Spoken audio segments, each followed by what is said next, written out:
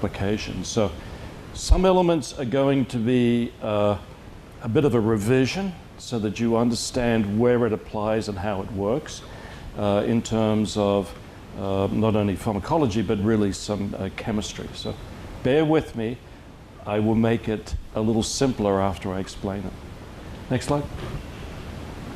So astaxanthin is a carotenoid. So what are other carotenoids? Beta-carotene, lycopene, lutein, zeaxanthin.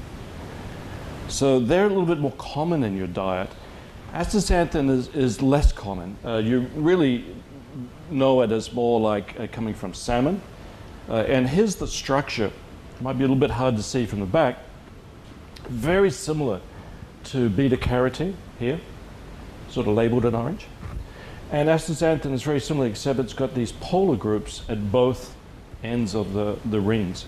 They are essential for some of the unique characteristics of astaxanthin over beta-carotene. Okay?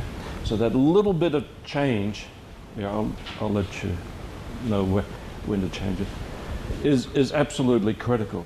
So the other elements why you've probably never heard of it is that it's difficult to say. It's actually pronounced xanthin, right, for the X.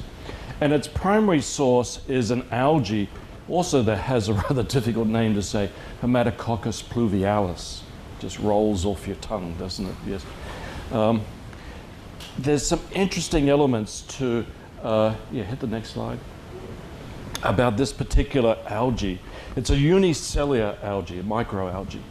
So one of the things is, like all plants, it uses chlorophyll, right? It's an algae to create energy and substrates. And when it's stressed, it makes astaxanthin in large amounts. So it uses this carotenoid as its natural defense against stress, whether they be oxidative stress, osmotic stress, and it's its way to protect itself. And one of the things I always like to point out is that when nature is showing you the way in terms of protection, you need to pay attention because it's instructive and we could use that knowledge when applied effectively. Also, it concentrates in massive amounts, so krill is tiny amounts. This is really going up the food chain, right? And then you can go on to salmon and aspects like that, which we'll talk about later.